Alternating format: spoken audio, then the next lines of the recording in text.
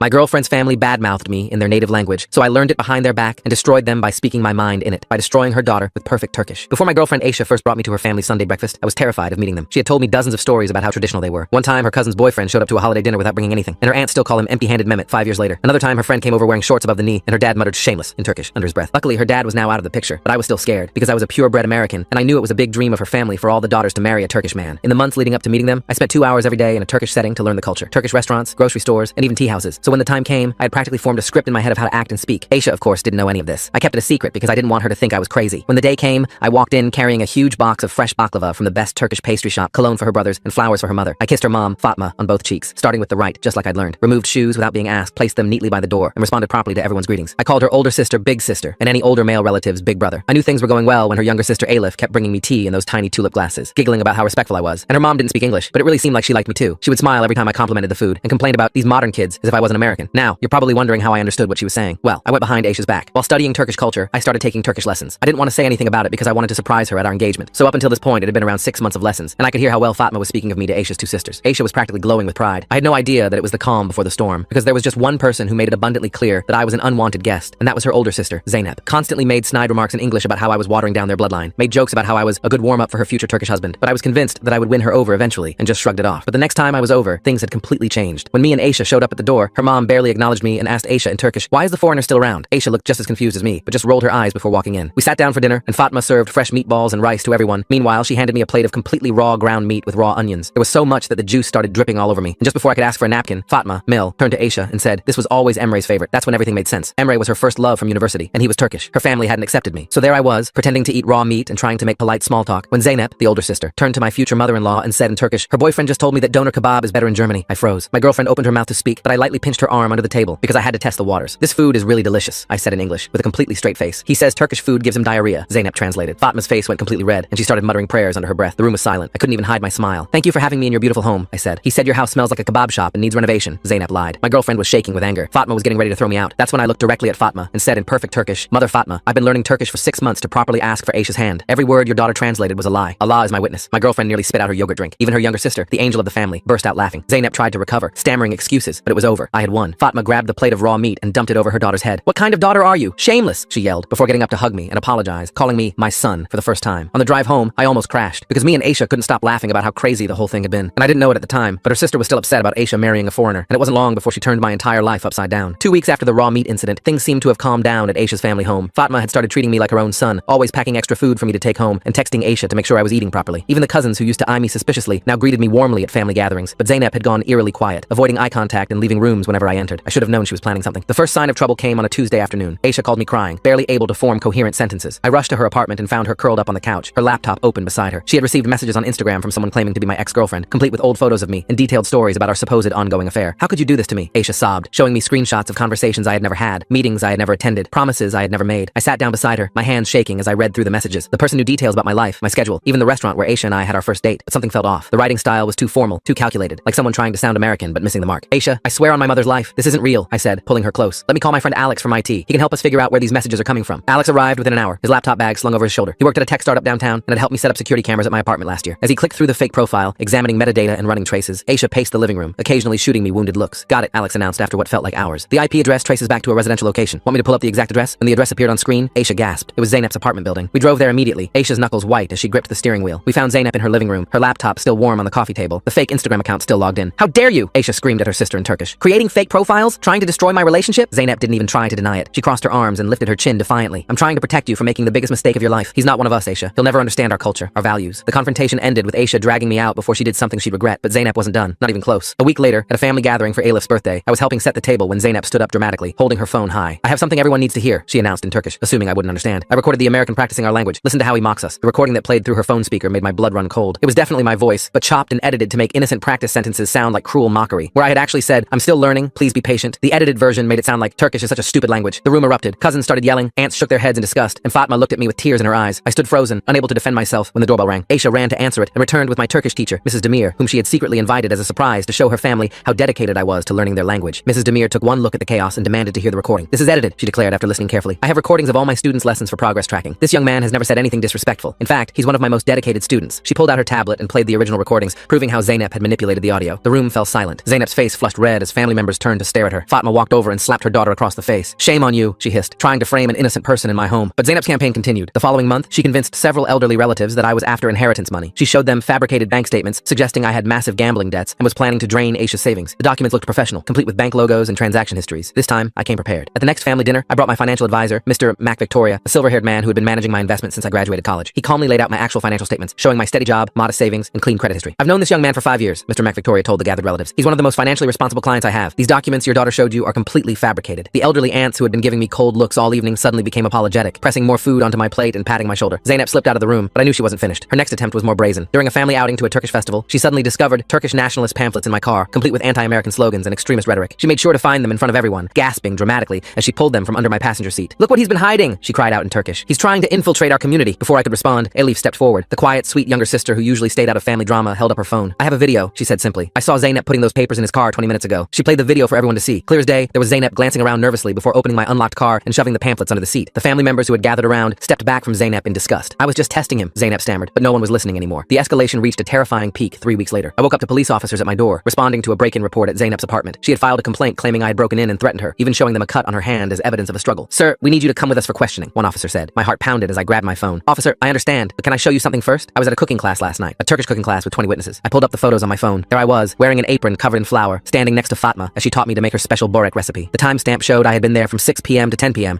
exactly when Zainab claimed the break-in occurred. The cooking school confirmed my attendance, and several other students vouched for my presence. The officers exchanged glances. "We'll need to have a word with Ms. Zainab," one of them said. Later, I learned that Zainab had injured her own hand with a kitchen knife to make her story believable. The police found no evidence of forced entry, no fingerprints, nothing to support her claims. She received a warning about filing false reports. The final confrontation came at Aisha's birthday party. The entire extended family had gathered at Fatma's house, the tables overflowing with traditional dishes. I had spent days preparing my speech in Turkish, ready to formally ask for Aisha's hand in marriage in front of everyone. I noticed Zainab hovering near the food table, shooting me dark looks. When Fatma called everyone to eat, I reached for the plate she handed me, a beautiful arrangement of lamb kebab and rice. But Elif suddenly appeared at my elbow. "Take mine instead," she whispered urgently. "Trust me." I switched plates with her just as Zainab turned to watch. Elif took a large bite of what should have been my food and immediately started choking. Her face turned red as she gasped for water, tears streaming down her cheeks. The food had been loaded with enough salt and hot pepper to make it inedible. "What's wrong with the food?" Fatma cried, rushing over. Elif, still coughing, pointed at Zainab. "She put extra salt and pepper on that plate. I saw her. It was meant for him." She gestured at me. The room went deadly quiet. Zainab stood frozen, her face pale. That's when I reached into my jacket and pulled out a small notebook. "I've been documenting everything," I said in clear Turkish, making sure everyone could hear. "Every lie, every scheme, every attempt to break up my relationship with Aisha. Elif has been helping me, and so have some of the cousins who are tired of watching Zainab's behavior." I handed the notebook to Fatma. Inside were dates, times, screenshots, and witness statements. Everything from the fake Instagram profile to the false police report was meticulously documented. Several cousins stepped forward to confirm they had seen Zainab's various schemes and were willing to testify to her behavior. Fatma's hands shook as she read through the evidence. When she looked up at Zainab, her face was a mask of fury and disappointment. "You have dishonored our family," Fatma said, her voice deadly quiet. "You have lied, schemed, and tried to harm a guest in my home. Worse, you have tried to destroy your own sister's happiness." "But Mama, he's not Turkish," Zainab protested desperately. "I was trying to protect our family. The only person our family needs protection from is you," Fatma replied. "You are no longer welcome at family gatherings until you apologize to both your sister and her boyfriend, and that apology better be sincere." Zainab looked around the room for support, but found only disappointed faces. Even the relatives who had initially been skeptical of me now looked at her with disgust. She grabbed her purse and fled, tears streaming down her face. The party continued without her, though the mood was subdued. I gave my speech asking for Aisha's hand, and Fatma tearfully gave her blessing. The engagement was official. Months passed without word from Zainab. She missed Eid celebrations, family birthdays, and weekend gatherings. Fatma held firm to her banishment, despite Aisha's occasional attempts to soften her mother's stance. Finally, at our engagement party 6 months later, Zainab appeared at the door. She looked different, humbled, her usual prideful posture replaced with genuine remorse. She approached our table where Aisha and I sat with Fatma and Elif. "I need to say something," she began in Turkish, then switched to English so I could understand every word. "I was wrong, completely, terribly wrong. I let my prejudice and jealousy cloud my judgment. I was jealous that my younger sister found love before me, real love, and I couldn't accept that it was with someone outside our culture." She turned to me directly. "You've shown more respect for our family and traditions than some Turkish men I know. You learned our language, our customs, our food. You've made my sister happy in a way I've never seen before. I'm sorry for everything I put you through." The room was silent, everyone waiting for my response. I stood up and replied in fluent Turkish, my accent much improved from months of practice. "Zainab, I accept your apology. Family is everything, and you're Aisha's family, which means you're my family too. Let's start fresh." Zainab's eyes filled with tears. For the first time since I'd met her, she smiled at me genuinely. Then she did something that shocked everyone. She walked to the tea station, prepared a glass of Turkish tea exactly the way I liked it. Not too sweet, not too strong, and brought it to me. "Welcome to the family," she said, serving me properly for the first time. The room erupted in applause. Fatma wiped tears from her eyes. Aisha squeezed my hand under the table, and even Elif, our quiet ally through everything, smiled broadly. As I sipped the tea Zainab had served me, I realized that sometimes the hardest battles aren't won through force, but through patience, truth, and the slow building of trust. Looking around at the faces of my future family, all finally united in celebration, I knew that every challenge had been worth it. The path to acceptance hadn't been easy, but it had led me here, to this moment, surrounded by the people who would become my family, not by blood, but by choice. The engagement party celebration continued late into the night, with relatives dancing and singing traditional songs. I thought we had finally reached peace, but as Aisha and I were helping clean up, my phone buzzed with a text from an unknown number. The message contained a single photo that made my stomach drop. It was a picture of me from college, at a party where I'd had too much to drink, looking disheveled and holding a beer bottle. The caption read, "Your family should know who you really are." I deleted the message immediately, telling myself it was nothing. But over the next few days, more photos appeared. Pictures from spring break trips, college parties, moments I barely remembered. Each one carefully selected to make me look irresponsible, reckless, unsuitable for a traditional Turkish family. The sender always used different numbers, making them impossible to block effectively. Aisha noticed my increasing anxiety. During dinner at her favorite Turkish restaurant, she reached across the table and took my hand. What's wrong? You've been checking your phone constantly. I wanted to tell her, but something held me back. After everything we'd been through with Zeynep, I didn't want to bring more drama into our lives. Just work stuff, I lied, forcing a smile. The photos escalated. Someone had edited them to make them look worse than they were. A picture where I'd been holding a glass of water now showed a whiskey bottle. A photo with female classmates from a study group was cropped to look intimate. Whoever was doing this had skill with photo manipulation. 3 weeks after the engagement party, the photos reached Fatma. She called Aisha in tears, demanding an explanation for the shameful images someone had slipped under her door. The photos came with typed notes in Turkish, describing wild parties, inappropriate relationships, and irresponsible behavior. Aisha drove us to her mother's house immediately. Fatma sat in her living room, the photos spread across her coffee table, her face a mixture of disappointment and confusion. The cousins had gathered, whispering among themselves. Even Alif looked troubled. Explain these, Fatma said coldly, gesturing at the photos. I picked them up one by one, my hands trembling. Mother Fatma, these are from my college years, but they've been edited. This one, I was at a study group, not a party. This one, that's not alcohol. It was water. Someone is manipulating these images. Who would do such a thing? One of the aunts asked. Before I could answer, Zeynep walked in. She looked at the photos and gasped. I had nothing to do with this, she said immediately. I gave my word. I would never. For once, I believed her. The look of genuine shock on her face couldn't be faked. But if not Zeynep, then who? The answer came from an unexpected source. Aisha's cousin Murat, who worked in cybersecurity, offered to help trace the source of the photos. He spent hours analyzing the metadata, tracking email trails, and examining the edited images. What he found shocked everyone. The photos were sent from an email account registered to someone named Emre Yilmaz. Murat announced at the next family gathering. The room went silent. Emre, Aisha's ex-boyfriend from university. The one whose favorite food had been raw meat with onions. The one her family had hoped she would marry. That's impossible, Aisha said, her voice shaking. Emre moved to Germany years ago. We haven't spoken since we broke up, but Murat had more evidence. He's been back in the country for 6 months. And look at this. He showed us social media posts from Emre's accounts, carefully hidden from Aisha, but visible to others. Posts about reclaiming what was stolen and fixing past mistakes. The family erupted in discussion. Some relatives thought we should confront Emre directly. Others wanted to involve the authorities. Fatma sat quietly, processing this information about the man she had once considered a perfect son-in-law. I made a decision. Let me handle this, I said in Turkish. This is between me and him. Aisha grabbed my arm. We handle this together. We tracked down Emre's workplace through Murat's research. He was working at an import-export company downtown, specializing in Turkish goods. When we arrived at his office, the receptionist informed us he was in a meeting. We waited. When Emre finally emerged, he stopped dead upon seeing us. He looked older. His university good looks faded into something harder. His eyes moved from Aisha to me, and his expression darkened. We need to talk, Aisha said firmly. Emre led us to a small conference room. He sat across from us, his posture defensive. I heard you got engaged, he said in Turkish, not looking at me. Congratulations. Cut the act, Aisha snapped. We know about the photos. We know you've been sending them to my family. Emre's facade cracked slightly. I don't know what you're talking about. I pulled out my phone and showed him the messages, the photos, the evidence Murat had gathered. His jaw tightened as he realized we had proof. You left me, he said suddenly, turning to Aisha. 5 years we were together. Our families had plans. Then you threw it all away for your career, and now you're marrying this foreigner? I left you because you were controlling, Aisha shot back. Because you tried to tell me what to wear, who to talk to, where to work, and now you're stalking me? The confrontation grew heated. Emre stood up, pacing the small room. Your family welcomed me. Your mother treated me like a son. Then you humiliated me by leaving. Do you know what people said? That I couldn't keep my woman in line, that I was weak. So you decided to destroy my relationship? I asked, keeping my voice calm despite my anger. He turned to me with contempt. You don't belong in our community. You're playing dress up, learning a few words, bringing some baklava, but you'll never be one of us. He's more Turkish than you'll ever be, Aisha said fiercely. He respects our culture without using it as a weapon. He learned our language to communicate, not to control. He honors our traditions without twisting them. Emre laughed bitterly. We'll see how long that lasts. When the novelty wears off, when he gets tired of pretending, you'll come running back. We left without another word. But I knew this wasn't over. Men like Emre didn't give up easily, especially when their pride was wounded. The harassment intensified. Emre began showing up at places we frequented. The Turkish restaurant where Aisha and I had our first date. The tea house where I practiced my language skills. The grocery store where I bought ingredients for Turkish dishes. Always watching from a distance, making sure we saw him. He started spreading rumors in the Turkish community. Stories about my wild past, my disrespect for tradition, my true intentions with Aisha. Some people who had been warming up to me grew cold again. Whispers followed us at community events. One evening, while teaching me to make Turkish coffee, Fatma sighed heavily. People are talking, she said quietly. Some of the families are saying we should reconsider the engagement. My heart sank. After everything we'd overcome with Zeynep, to face this again felt unbearable. But Fatma continued. I told them they're fools, that actions speak louder than gossip, but you should know what's being said. The situation escalated when Emre somehow obtained my work email and began sending messages to my colleagues. Professional-looking emails suggesting I was unreliable, that I had cultural conflicts that affected my work, that I was planning to leave the country soon. My boss called me in, confused by the strange communications. I showed him the evidence of harassment, and he was understanding, but the stress was mounting. Aisha was receiving messages too, old photos of her and Emre together, reminders of their past relationship, suggestions that they were meant to be. We decided to take action. With Murat's help, we documented everything. Every sighting, every message, every rumor traced back to its source. We built a comprehensive file of Emre's harassment campaign, but Emre was clever. He never directly threatened us, never crossed legal lines. Everything could be explained away as coincidence or misunderstanding. The police said without direct threats, there was little they could do. The breaking point came during a large family gathering at a banquet hall. It was a celebration for one of Aisha's cousins' graduations. The entire extended family was there, along with many family friends. I was in the middle of a conversation with some uncles about Turkish football when Emre walked in. He wasn't invited, but he acted like he belonged, greeting people warmly, shaking hands, kissing cheeks. Many remembered him fondly from when he dated Aisha. He worked the room like a politician, and I watched Aisha's face pale as he approached our table. Fatma Ann, he said warmly, using the familiar term for mother. You look wonderful. I've missed your cooking. Fatma shifted uncomfortably. Emre, this is a private family event. Am I not family? He asked, his voice carrying just enough hurt to make people notice. After all those years, I just wanted to pay my respects. He turned to the graduation boy, pulling out an envelope. For your future, he said generously, handing over what was clearly a substantial gift. The gesture was calculated, making him look gracious while putting us in an awkward position. Throughout the evening, he worked to undermine me subtly. When I spoke Turkish, he would correct my pronunciation with false concern. When I helped serve tea, he mentioned how he used to do it properly. When younger relatives talked to me, he would interrupt with stories about his own experiences with their families. Aisha was seething. I could see her hands clenched under the table, but causing a scene would only play into his hands, make us look like the aggressors. So we endured. As the evening wore on, Emre grew bolder. During a quiet moment, he approached our table directly. You know, he said conversationally, loud enough for nearby tables to hear. I've been thinking about moving back to the neighborhood, maybe opening a business, Turkish cultural center, something to preserve our traditions properly. The implication was clear. He intended to become a permanent fixture in our lives. That's when Elif surprised everyone. Quiet, sweet Elif stood up and faced him. Emre, do you remember when you dated my sister? She asked innocently. He smiled, thinking she was an ally. Of course, good times. Do you remember the bruises? She continued, her voice still sweet, but now carrying steel. The ones she covered with makeup? The time she cried after your fights? The way you grabbed her arm at my birthday party when she talked to her male colleague? The room had gone quiet. Emre's face flushed. That's not, you're misremembering. I have photos, Elif said simply. I was young, but I wasn't stupid. I documented everything because I was scared for my sister. Should I show everyone? Aisha stared at her sister in shock. She'd never told her family about that aspect of their relationship. Too ashamed, too proud. But Elif had known, had watched, had prepared. Emre looked around the room, seeing the shifting expressions, the warmth he'd cultivated evaporating as people reassessed their memories. This is ridiculous, he blustered. I'm being slandered. Zainab stood up next. I believe Elif, she said firmly. I remember things too. Things I dismissed at the time. The way Aisha changed when you were together. The way she became quieter, more careful. One by one, family members began speaking up. Small things they'd noticed but never connected. The controlling behavior disguised as tradition. The jealousy masked as protection. The manipulation presented as love. Emre's carefully constructed image crumbled. He turned to Fatma desperately. You know me. You wanted us to marry. Tell them this isn't true. Fatma stood slowly, her face grave. I wanted my daughter to marry a good Turkish man, she said quietly. I was blinded by your manners, your family name, your traditions. But a man who hurts women is not a good man, Turkish or otherwise. She turned to me. This one, she said, pointing at me, has shown more genuine respect in 1 year than you showed in 5. He learned our language to understand us, not to control us. He follows our customs out of love, not manipulation. That is the difference. Emre left in disgrace, his reputation in the community shattered. But I knew he wouldn't give up easily. Wounded pride was dangerous, especially in someone who'd shown violent tendencies. The next few weeks were tense. Emre's harassment became less subtle. Dead flowers left on Aisha's car. Anonymous calls to my workplace making false complaints. One morning, I found my car tires slashed, though we couldn't prove it was him. We varied our routines, stayed vigilant, documented everything. The family rallied around us, creating a protective network. Cousins escorted Aisha to her car after work. Uncles happened to be around when I left Turkish classes. Even Zainab appointed herself as a guardian, using her knowledge of manipulation to anticipate Emre's moves. The final straw came when Emre attempted to sabotage my job directly. He showed up at my workplace claiming to be a client, demanding to speak to my superiors about my unprofessional conduct. He had fabricated emails, created false testimonies, built an elaborate lie designed to destroy my career. But we were ready. Murat had been monitoring Emre's digital footprint, tracking his preparations. We had warned my employer, provided evidence of the harassment campaign. When Emre arrived with his false allegations, security was waiting. The confrontation in my office building's lobby was brief but decisive. Emre, faced with security and the threat of legal action, finally snapped. He lunged at me, screaming in Turkish about honor and theft and rightful places. Security restrained him as my colleagues watched in shock. His physical attack, witnessed by dozens of people and caught on security cameras, was the evidence we needed. The police finally had grounds to act. Emre was arrested, charged with assault and harassment. The Turkish community, now fully aware of his true nature, turned their backs on him completely. At the trial, Aisha testified about their past relationship, finally free to speak the truth. Elif presented her documented evidence. Family members spoke about the recent harassment. My colleagues testified about the workplace incidents. The judge issued a restraining order and mandated counseling. Emre's family, mortified by the publicity, sent him back to Germany immediately after the trial. His business connections in the Turkish community severed, his reputation destroyed. The man who had tried to use tradition as a weapon found himself exiled by the very community he claimed to protect. In the aftermath, something beautiful happened. The Turkish community that had been divided by gossip and manipulation came together. Older women approached Aisha to share their own stories of controlling relationships. Younger ones thanked her for speaking up. The conversation shifted from tradition versus modernity to respect versus control. Fatma organized a special dinner to formally welcome me into the family again. This time, there were no tests, no skepticism, no hidden agendas, just acceptance. She served me her special lamb stew, the one she only made for family. As I ate, she patted my hand. You fought for my daughter, she said simply. Not with fists, but with patience. Not with anger, but with truth. That is real strength. Zainab, who had become an unexpected ally, raised her tea glass. To family, she said in English, smiling at me. Real family, the kind you choose and fight for. The room echoed with agreement. As I looked around at these people who had become my family through trial and conflict, I realized that every challenge had been a test, not of my Turkish knowledge or cultural performance, but of my character. And somehow, with their help, I had passed. But the story wasn't quite over. There was still one more chapter to write, one more bridge to cross. Our wedding approached, and with it, the final integration of two cultures, two families, two lives into one. The hardest battles were behind us, but the most important celebration lay ahead. The wedding preparations became a battleground I never expected. 3 months before our ceremony, Fatma called a family meeting to discuss traditions. The living room filled with aunts, uncles, and cousins, all with opinions about how a proper Turkish wedding should proceed. I sat between Aisha and Elif, watching the debate unfold. The first conflict arose over the henna night. Fatma insisted on a traditional women-only celebration, while Aisha wanted something modern where I could attend. The aunts argued for hours, voices rising, tea glasses clinking aggressively on saucers. Zainab, surprisingly, defended our preference for a mixed gathering, earning sharp looks from the older generation. Then came the guest list drama. Fatma had already invited 300 people from her side alone. My parents, flying in from Ohio, had 20 names. The imbalance sparked whispers about the American family's coldness and lack of community. I spent evenings calling distant relatives I barely knew, begging them to attend just to even the numbers. The venue selection turned into another minefield. Every location Aisha and I chose got rejected for different reasons. Too modern, not enough space for dancing, no proper kitchen for Turkish food preparation, wrong neighborhood. After visiting 15 venues, we finally found one that satisfied everyone, only to discover Emre's uncle owned the catering company typically used there. That discovery led to a heated family conference. Some relatives insisted we couldn't risk any connection to Emre's family. Others argued that avoiding every business his extended family touched would be impossible. Murat researched alternative caterers, while aunts debated in the kitchen, their voices carrying through the walls. The situation worsened when we discovered someone had been calling vendors, claiming the wedding was canceled. The florist, the musician, even the imam had received anonymous calls. Each time, we had to visit in person, bringing family members as witnesses to confirm our plans. The stress showed on Aisha's face as she juggled work and constant damage control. My parents arrived 2 weeks before the wedding, eager but overwhelmed. My mother's attempts at Turkish greetings charmed Fatma initially, but cultural clashes emerged immediately. She brought pork sausages as gifts from a local farm, not knowing. She wore shoes in the house the first day. She hugged Aisha's male cousins, causing scandalized whispers. I became a full-time translator and cultural mediator. During a dinner at Fatma's house, my father asked for beer. The room went silent. I quickly explained he meant ayran, the yogurt drink, though he definitely hadn't. My mother complimented the food by saying it was almost as good as Greek food, nearly causing an international incident. The bachelor party planning revealed more divisions. My American friends friends wanted typical activities, while Turkish tradition demanded something more family-oriented. We compromised on a dinner at a Turkish restaurant, but tensions flared when my college roommate made jokes about belly dancers. Aisha's male cousins exchanged dark looks, while I desperately changed the subject. Meanwhile, Aisha dealt with her own struggles. The traditional gold gifting ceremony became competitive, with aunts trying to outdo each other. Someone always mentioned how much more gold Emre's family would have given. Aisha bit her tongue through countless comparisons, while I watched helplessly from across the room. A week before the wedding, disaster struck. The musician called to say his van had been vandalized, his instruments destroyed. The replacement band we found played a completely different style. Then the florist reported a break-in where only our order had been tampered with. The coincidences felt too pointed to be random. Murat's investigation revealed the truth through security footage from nearby businesses. Emre's cousin, seeking revenge for his family's humiliation, had orchestrated the sabotage. The family erupted in fury. Involving police would mean delays, scandal, and exactly the kind of drama we wanted to avoid. Instead, the family network activated. Zeynep used her connections to find a better musician. Elif coordinated with young cousins to guard vendor locations. Uncles took shifts watching the venue. The Turkish community's response to the threat was swift and unified, turning our wedding into a protected event. My parents, witnessing this mobilization, finally understood the strength of Turkish family bonds. My mother stopped complaining about the guest list size. My father began learning key Turkish phrases, practicing with Fatma's coaching. The crisis had unexpectedly bridged cultural gaps. The henna night arrived with its own challenges. Aisha's hands shook as artists applied intricate designs. Traditionally, the bride cries during this ceremony, but Aisha's tears seemed too real. Later, she admitted she'd received a message that day, a photo of her and Emre from years ago with "Remember when you were happy" written across it. We traced the message to a burner phone, but the damage was done. Aisha spent the night before our wedding questioning everything. I found her at 3 a.m. in her childhood room at Fatma's house, looking through old photos. We talked until sunrise about fears, dreams, and the weight of family expectations. The wedding day dawned with controlled chaos. 500 guests required military-level coordination. My side occupied 3 tables. Aisha's filled the rest of the ballroom. The contrast was stark, but no longer embarrassing. My small family had proven their commitment through the trials we'd faced. During the ceremony, just as the imam began speaking, a commotion erupted at the back of the hall. Emre's mother had arrived uninvited, dressed in funeral black. Security moved to escort her out, but Fatma raised her hand. In a move that shocked everyone, she walked to her former friend, spoke quietly, then led her to a seat in the back. Even grief deserves witness, Fatma explained later. The woman sat silently through the ceremony, leaving immediately after. Her presence, instead of ruining the moment, somehow made our union feel more significant, more hard-won. The gold gifting ceremony became overwhelming. Relatives pinned so much jewelry on Aisha that she could barely stand. Each piece came with whispered blessings and sometimes warnings. "Don't forget your culture," one aunt murmured. "Make your husband understand our ways," said another. I watched Aisha bear the weight gracefully, understanding now what she carried for both of us. My parents' speech surprised everyone. My father had memorized a Turkish blessing, pronouncing each word carefully. My mother presented Aisha with my grandmother's pearl necklace, explaining in broken Turkish its 100-year history. Fatma wiped tears, finally seeing my family's effort to bridge worlds. The dancing began with traditional Turkish music. I'd practiced for months, but still stumbled through the steps. Relatives cheered my attempts, no longer mocking but encouraging. When American music finally played, Aisha's family watched in amazement as my reserved parents transformed into enthusiastic dancers. Near midnight, Elif pulled me aside urgently. She'd noticed someone filming guests with professional equipment, asking strange questions about our relationship. Murat investigated and discovered a blogger known for exposing fake multicultural marriages had infiltrated the wedding. We quietly had security remove him, but not before he'd gathered hours of footage. The incident reminded us that our challenges weren't over. The marriage certificate didn't end the scrutiny, the cultural negotiations, or the need to prove ourselves. But looking at Aisha laughing with my mother, watching Zeynep teach my father Turkish dance moves, seeing Fatma beam with pride, I knew we'd built something stronger than opposition. As guests began leaving, carrying plates of leftover food Fatma insisted they take, the weight of the journey hit me. From that first terrifying breakfast to this moment, every challenge had shaped us. The fake profiles, the edited recordings, the sabotage attempts, the family conflicts, all had forced us to fight for our choice. Aisha found me on the balcony, still wearing her heavy wedding dress. We stood together, watching the last guests depart. Her hand found mine, the henna now faded, but still visible. Below us, my parents helped Fatma clean up, communicating through gestures and smiles when words failed. "No regrets?" Aisha asked, leaning against my shoulder. I thought about everything we'd endured, everything still ahead. The blogger's footage would surface eventually. Emre's family's resentment wouldn't disappear. Cultural misunderstandings would continue. My Turkish would never be perfect. Her family would always compare. The challenges were real, ongoing, permanent in some ways. But so was this. Fatma calling me son as she hugged goodbye. My parents planning their next visit, determined to learn more Turkish. Elif texting me funny memes about cultural confusion. Zeynep defending us fiercely to anyone who questioned our marriage. Murat teaching me Turkish card games. The cousins accepting me not as the American who married in, but simply as family. The next morning, we found wedding gifts piled in Aisha's apartment. Among them, a carefully wrapped package with no card. Inside was a traditional Turkish coffee set, ornate and expensive. We never discovered who sent it, though Aisha suspected it was from someone who couldn't publicly support us, but wanted to acknowledge our union. That afternoon, my parents insisted on taking Fatma to an American diner before their flight. Watching her try to eat pancakes with knife and fork, while my mother demonstrated the proper syrup pouring technique, I realized integration worked both ways. Fatma left with a box of maple syrup and promises to visit Ohio. The blogger's article appeared a week later, questioning our marriage's authenticity with selectively edited footage. But the Turkish community's response surprised us. Comments flooded in defending us, sharing their own multicultural marriage stories, calling out the blogger's bias. Zeynep led the charge, her social media skills finally used for good. We settled into married life with its unique rhythms. Sunday breakfasts at Fatma's continued, but now my parents joined via video call. Turkish lessons shifted from survival to nuance. Family gatherings became less about proving myself and more about simply being present. The integration was messy, imperfect, but real. 3 months later, at Elif's university graduation, I gave a speech in Turkish. Not perfect, accent still noticeable, but fluent enough to express pride in my sister-in-law's achievements. The family cheered, not for my language skills, but for the sentiment behind them. That's when I knew we'd moved beyond performance to genuine belonging.